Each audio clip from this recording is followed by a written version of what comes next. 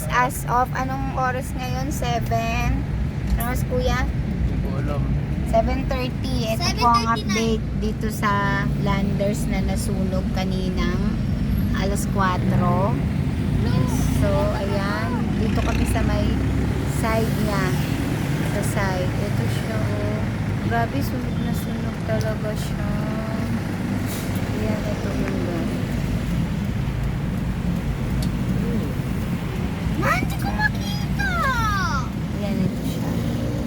Anong ilaw? Pero may pumayag. Oo, ayan. Ito guys, so may mga nakaabang pa rin na fire truck. Ay, amoy ano pa din, no? Ayan, no? Dito sila nakaabang.